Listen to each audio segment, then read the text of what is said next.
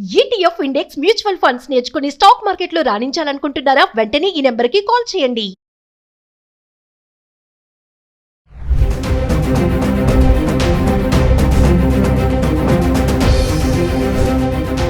నమస్తే, welcome back to Suman TV. ప్రస్తుతం మనతో పాటు ఉన్నారు అనలిస్ట్ మందడి కృష్ణారెడ్డి గారు. నమస్తే సార్. నమస్తే అమ్మా. సార్, నిమిషప్రియ MN లో మన భారతీయ మహిళ నిమిషప్రియకి ఉరిశిక్ష అది రద్దు చేయడము, తర్వాత చాలా మంది ప్రయత్నాలు చేయడము, వాయిదా, ఇదంతా మనం చూస్తూనే ఉన్నాం. మరి కొత్తగా ఏంటంటే మృతుడి బ్రదర్ ఎవరైతే ఉన్నారో క్షమాపణ అయితే లేదు, ఖచ్చితంగా ఉరిశిక్ష వేయాల్సిందని చెప్పేసి అటార్నీ జనరల్కి ఒక లెటర్ రాయడం అయితే జరిగింది. అంటే ఇప్పుడు నిమిషప్రియ ముందున్నటువంటి అవకాశాలన్నీ కూడా తగ్గిపోతున్నాయని అనుకోవచ్చు అంటారా? మీ అనాలిసిస్లో ఏం చెప్తారు సార్? అదే అనుమానం అయితే కలుగుతోంది ఒక రకంగా. ఆ మధ్య మనం అనుకున్న ప్రకారంగా భారతదేశం నుంచి ఒకరు అబూబకర్ అనేటువంటి మత ప్రవక్త, ముస్లిం మతానికి సంబంధించిన వ్యక్తి, అక్కడ తనకి ఆ రాజ్యాధినేతకు ఉన్నట్టు యెమెన్ రాజ్యాధినేతకు ఉన్నట్టు సంబంధాలను దృష్టిలో పెట్టుకొని ఆయన మీద ఇన్ఫ్లుయెన్స్ చేసి ఏదో ఒక రకంగా నిమిషప్రియని విడిపించుకొని తీసుకొస్తాడని ఒక నమ్మకాన్ని, విశ్వాసాన్ని కలిగించారు. ఆ తర్వాత కేఏ పాల్ కూడా గతంలో యెమెన్తో ఉన్నటువంటి కొన్ని సంబంధాలను దృష్టిలో పెట్టుకొని తను కూడా అక్కడికి చేరి, ఎందుకంటే క్రిస్టియన్ అమ్మాయి కాబట్టి ఆ వైపు నుంచి కొంత ప్రయత్నాలు చేశాడు. ఆల్మోస్ట్ ఆల్ ఇంకా ఉరిశిక్ష తప్పిపోయింది, వేస్తే కొంత స్వల్పకాలిక శిక్ష వేయొచ్చు అని ఒక మనకు నమ్మకం కలిగేటువంటి పరిస్థితులు క్రియేట్ చేశారు. అదే భారతదేశం మనకు దేశం నుంచి కూడా ఇక్కడ ఎంబసీ కూడా అక్కడ ఉన్నటువంటి దగ్గర వారితో సంబంధాలు పెట్టుకొని దేశం నుంచి కూడా అభ్యర్థన వెళ్ళింది. కాబట్టి ఒక దేశం నుంచి ఇంకో దేశం అభ్యర్థన వెళ్ళింది. ఏమేమి చాలా చిన్న దేశం, భారతదేశంతో పోలిస్తే చాలా చిన్న దేశం. చిన్న దేశానికి ఇంత పెద్ద దేశం రిక్వెస్ట్ చేసింది కాబట్టి ఖచ్చితంగా వాళ్ళు ఫాలో అవుతారు, మన్నిస్తారు అనే నమ్మకం దాదాపుగా కలిగింది. కొన్ని ఛానల్స్ అయితే ఆల్రెడీ రేపు పొద్దున వచ్చేస్తుంది ఇండియాకు అన్నట్టుగా కూడా చెప్పడం జరిగింది.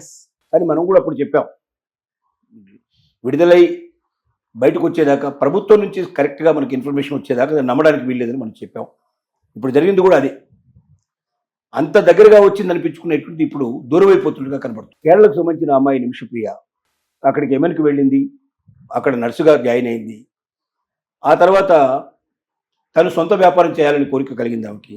అక్కడున్న ఆ దేశానికి సంబంధించిన వ్యక్తితోటి అగ్రిమెంట్ చేసుకొని, ఎందుకంటే అక్కడ ఉన్న లెక్కల ప్రకారం ఏంటంటే స్ట్రిక్ట్గా ఉన్నటువంటి రాజ్యాంగం ప్రకారంగా ఎవరైనా ముస్లిం దేశాల్లో, ముఖ్యంగా అరబ్ దేశాల లోపల ఏదైనా ఒక వ్యాపారం చేయాలనుకుంటే ఖచ్చితంగా ఆ దేశస్తులు ఎవరైనా 50% కన్నా ఎక్కువ పార్ట్నర్షిప్ ఇస్తే తప్ప, అంటే ఏ మాత్రం పెట్టుబడి లేకుండా ఆ దేశస్తులు ఎవరికో ఒకరికి దాంట్లోపల 50% పైన పార్ట్నర్షిప్ ఇవ్వాలి. అప్పుడే వీళ్ళకి ఇక్కడ వ్యాపారం చేసుకునే అవకాశాలు కలుగుతాయి. అయితే సార్, ఒక్క విషయం చెప్పండి సార్. మామూలుగా ఈ ఉరిశిక్ష వాయిదా పడిన తర్వాత కూడా ఇప్పుడు కేఏ పాల్ కానీ మన భారత ప్రభుత్వమే కానీ చాలా కష్టపడింది ఎలా అయినా శిక్ష తగ్గించాలని చెప్పేసి. మరి ఇప్పటి వరకు అలా అనుకున్న టైంలో ఈ ట్విస్ట్ ఏంటి సార్? మళ్ళీ లెటర్ రాయడము, వాళ్ళ బ్రదర్ బ్లడ్ మనీకి కూడా మేమేం ఒప్పుకోము, మాకు బ్లడ్ మనీ వద్దు, ఏమొద్దు, క్షమించమేమని చెప్పేసి మళ్ళీ లెటర్ రాయడం కూడా జరిగింది. ఈ ట్విస్ట్ ఎందుకు అంటారు? మళ్ళీ ట్విస్ట్ ఎందుకంటే ఒకటే జ్ఞాపకం పెట్టుకోవాలి, అక్కడ రాజు తెలుసుకున్నా, అక్కడ ఈవెన్ కోర్టు తెలుసుకున్నా, ఎవరు తెలుసుకున్నా కుటుంబ సభ్యులు ఒప్పుకుంటే తప్ప సాధ్యం కాదు. కుటుంబ సభ్యులు ఏమని చెప్పాలి? మా కుటుంబ సభ్యుడు చనిపోయాడు, అయినా మేము అవతల వాళ్ళని క్షమించాము, వాళ్ళని వదిలేసేయండి, లేక వాళ్ళకు ఉరిశిక్ష రద్దు చేయండి. ఏదైనా అక్కడ చెప్పాల్సింది ఎవరైతే కోల్పోయారో, మృతుడికి సంబంధించినటువంటి హత్య గావించబడినటువంటి ఆ కుటుంబం పెద్దలు ఎవరున్నారో వాళ్ళు చెప్పాలి. వాళ్ళు చెప్తేనే అది అమలు అవుతుంది. అక్కడ రాజు తెలుసుకున్నా ఏం చేయలేడు. అక్కడ రాజ్యాంగం అది, ఆ పద్ధతి అట్లా చేశారు. ఒక్కసారి కోర్టు ఆర్డర్ ఇచ్చిన తర్వాత ఆ కుటుంబ సభ్యులు మళ్ళీ కోర్టుకి ఇన్ఫర్మేషన్ ఇచ్చి మేము క్షమాభిక్ష ప్రసాదిస్తున్నాము, ఆ అమ్మాయిని వదిలిపెట్టండి, లేకపోతే ఆ అమ్మాయికి మామూలు శిక్ష వేయండి, లేక యావజ్జీవ కారాగార శిక్ష వేయండి, ఉరిశిక్ష మాత్రం వద్దు అని చెప్తే తప్ప అది అమలు కాదు.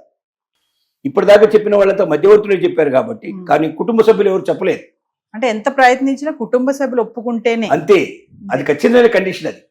కాబట్టి కుటుంబ సభ్యులు ఎప్పుడు ఒప్పుకోలేదు దీంట్లో. అంతా వీళ్ళ మధ్యవర్తులే అయిపోయిందన్నారు, చేసేమన్నారు, చెప్పారు, అన్నీ జరిగింది, కానీ ఏది కూడా జరగలేదు.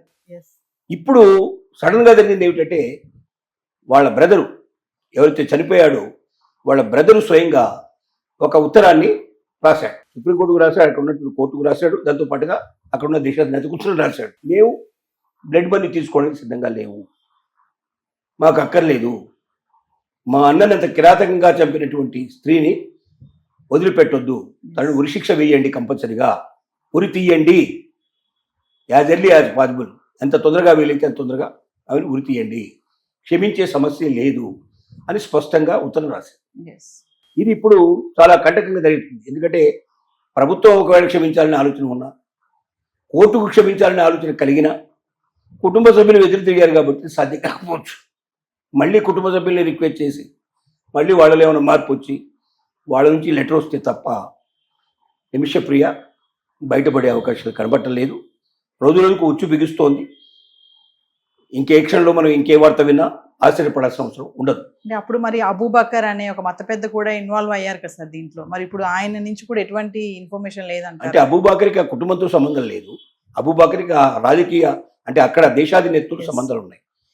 కానీ దేశాధినేత కూడా ఏం చెప్తాడు, కుటుంబం ఒప్పుకుంటే నాకే అభ్యంతరం లేదని చెప్తాడు. కుటుంబం దగ్గర వెళ్ళడానికి అసలు ప్రయత్నించిన వాళ్ళకి అవకాశం ఇవ్వలేదు వాడు. ఎందుకంటే మా అబ్బాయిని చంపిన వ్యక్తి ఎట్టి పరిస్థితుల్లో ఆ లేడీ చచ్చిపోవాల్సిందే, మాకు ఏ రకమైన మనీ అక్కర్లేదు. చివరికి వాళ్ళు బ్లడ్ మనీ ముందుగా ఒక 10 కోట్లకు సమానమైంది తయారు చేసిన 15 కోట్ల వరకు కూడా ఇస్తారని ఆఫర్ చేశారు. 15 కోట్లు కూడా వాళ్ళు వెళ్ళడానికి సిద్ధంగా లేదు. అంటే డబ్బు ఎక్కువ తీసుకొస్తే ఒప్పుకుంటామని మాత్రం లేరు వాడు.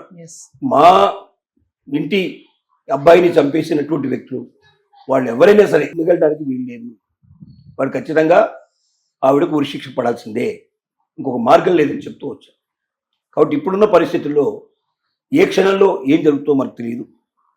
ఎప్పుడైతే కుటుంబ సభ్యుడు ఉత్తరం వచ్చిందో అది చాలా ఘాటైన ఉత్తరం, దానికి ఎవరు కూడా ఏమీ అనడానికి వీలుపడదు. ఇక సుప్రీంకోర్టు ముందున్నది ఒకటే ఒకటి దారి, ఆమె ఉరిశిక్ష తొందరగా అమలు చేయాలని చెప్పడమే. ఏదైనా అద్భుతాలు జరిగితే తప్ప, చివరి నిమిషాల్లో ఏదైనా జరిగితే తప్ప మనకు ఉరి తీశారన్నటువంటి వార్త వచ్చినా ఆశ్చర్యపడాల్సిన అవసరం లేదు. అంటే ముందున్నటువంటి అవకాశాలు అన్ని కూడా ఇంకా తగ్గిపోతున్నాయని అనుకోవచ్చు. పోయినాయి, తగ్గిపోయాయి, అసలు ఇంకేమి లేవు, ముందర అవకాశాలు లేవు. అది పరిస్థితి. ఎండింగ్ లో మీరు అన్నట్టుగా ఏమైనా ఫ్యామిలీ మెంబర్స్ వచ్చి ఆపితే ఆపడమే, లేదంటే లేదు, మార్గం లేదు. మార్గం లేదు. Thank you sir.